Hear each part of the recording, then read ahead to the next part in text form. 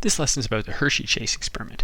In the early 1950s, researchers knew that genes were on chromosomes and that chromosomes were made of DNA and protein, but they didn't know which of these, DNA or protein, was the genetic material that was passing information from generation to generation.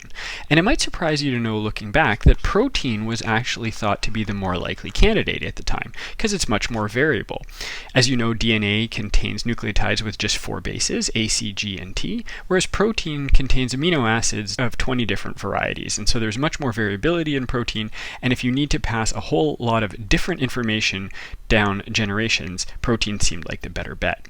However, a series of experiments ultimately showed that, of course, DNA, as we now know, is the genetic material, and one of these key experiments was the Hershey-Chase experiment. Now, the key to the method of the Hershey-Chase experiment, which is named after Alfred Hershey and Martha Chase, who conducted it, is that DNA contains phosphorus in the sugar phosphate backbone, but doesn't contain sulfur, whereas protein contains sulfur, but doesn't contain phosphorus. So what Hershey and Chase did is they grew different populations of bacteriophage viruses. Now, bacteriophages are viruses that infect bacteria, and they grew some bacteriophages on radioactive phosphorus, which labeled DNA, so they could detect the radioactive DNA with a Geiger counter.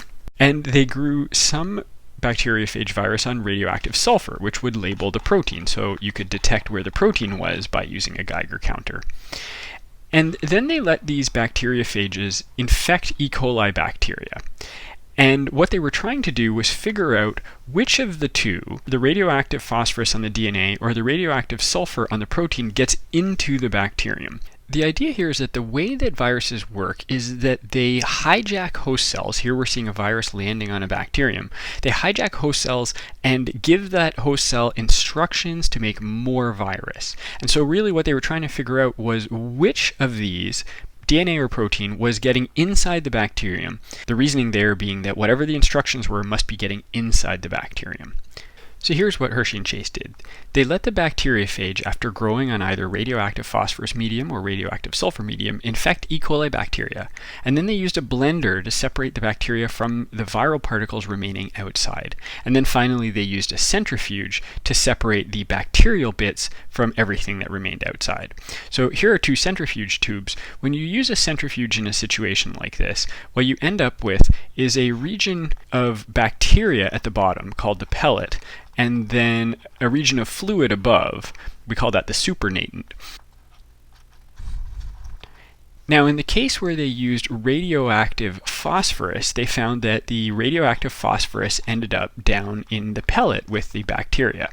So the radioactive phosphorus is found where the bacteria is found. However, when they used radioactive sulfur, the radioactive sulfur was found in the supernatant, not in the pellet with the bacteria, indicating that the radioactive phosphorus, but not the radioactive sulfur, is getting into the bacterium.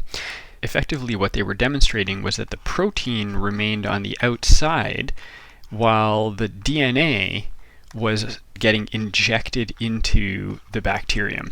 And then, because it was inside the bacterium, that must be what was directing the bacterium to make more copies of the whole virus, both more DNA and more protein.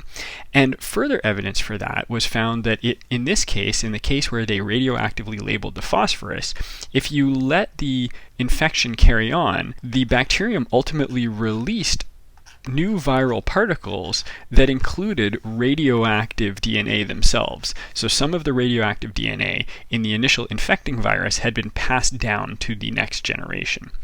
So Hershey and Chase showed that radioactive phosphorus was getting into the bacteria and even getting passed on to viruses in the next generation, providing evidence that DNA and not protein was the genetic material.